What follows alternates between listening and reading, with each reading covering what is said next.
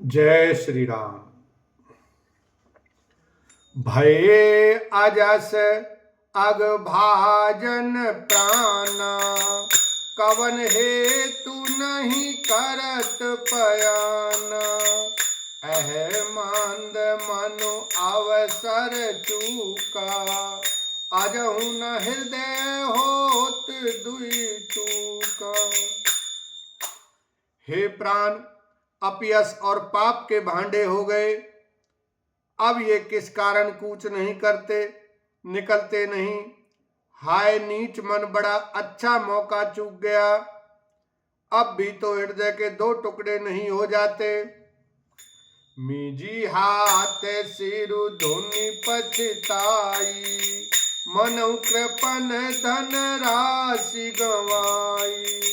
बिरद बांधि बर भीरु कहाई, चले समर जनु सुबट पराई।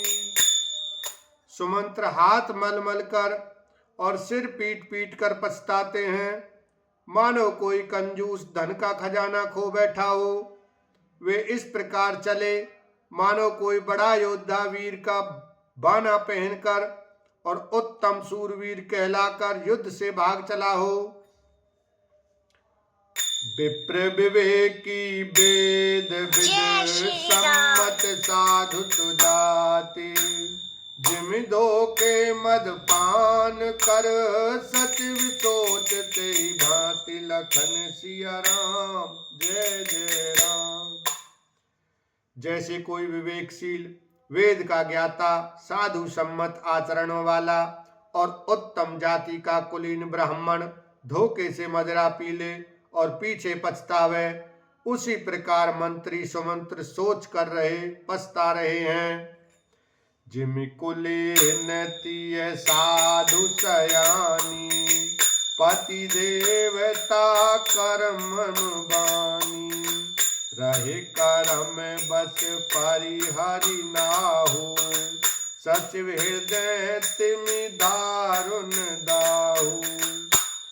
जैसे किसी उत्तम कुल वाली, साधु स्वभाव की, समझदार और मन वचन कर्म से पति को ही देवता मानने वाली पतिव्रता स्त्री को भाग्यवश पति को छोड़कर पति से अलग रहना पड़े, उस समय उसके हृदय में जैसे भयानक संताप होता है, वैसे ही मंत्री के हृदय में हो रहा है।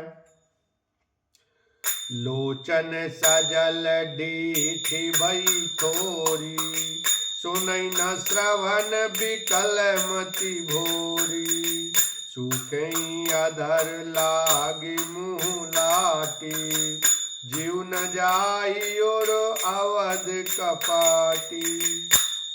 नेत्रों में जल भरा है, दृष्टि मंद हो गई है, कानों से सुनाई नहीं पड़ता। व्याकुल हुई बुद्धि बेठिकाने हो रही है, ओठ सूख रहे हैं, मुंह में लाठी लग गई है। किंतु ये सब मृत्यु के लक्षण हो जाने पर भी प्राण नहीं निकलते, क्योंकि हृदय में अवधि रूपी किवाड़ लगे हैं। अर्थात 14 वर्ष बीत जाने पर भगवान फिर मिलेंगे, यही आशा रुकावट डाल रही है। विवरण भयउ न जाई निहारी, मारे सिमन हूँ पिता में तारी। हानि गलानि विपुल मन व्यापी, जमपुर पंथ सोच जिमि पापी।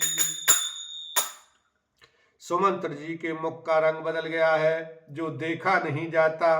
ऐसा मालूम होता है मानो इन्होंने माता पिता को मार डाला हो। उनके मन में राम वियोग रूपी हानि की महान गिलानी पीड़ा छा रही है। जैसे कोई पापी मनुष्य नरक को जाता हुआ रास्ते में सोच कर रहा है। बचनु न आव हृदय पछताई, अवध काह में देखव जाई।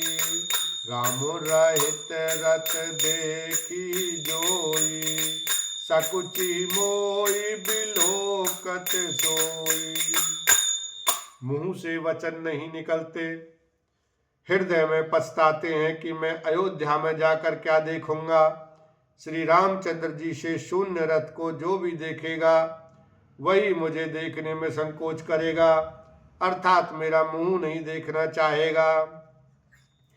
धाई पूछी हई मोहि जब बिकल नगर नर नारी, उतरु देव में सबहि तब हृदय वज्र बैठार, लखन सिया राम जय जय राम। नगर के सब व्याकुल स्त्री पुरुष जब दौड़कर मुझे पूछेंगे तब मैं हृदय पर वज्र रखकर सबको उत्तर दूंगा। पूछी हई दीन दुखित सब माता, कहब का मैं तिनहि विधाता, पूछी जब ही लखन में तारी, कही हम कवन संदेश सुखारी। जब दीन दुखी सब माताएं पूछेंगी तब हे विधाता मैं उन्हें क्या कहूँगा। जब लक्ष्मण जी की माता मुझे पूछेंगी तब मैं उन्हें कौन सा सुखदायी संदेशा कहूँगा। राम जननी जब आई धाई, सुमिर बाचुज में धेनु लवाई, पूछत उतरु देव में तेहि, गे बनु राम लखन वैदेही।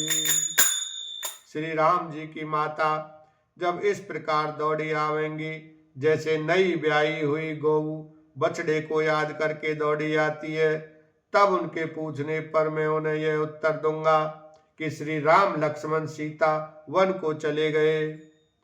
जोई पूछे तेहि उतरु देवा, जाई अवध अवयई सुख लेवा, पूछे जबहि राउ दुख दीना, जीवन जासु रघुनाथ अधीना।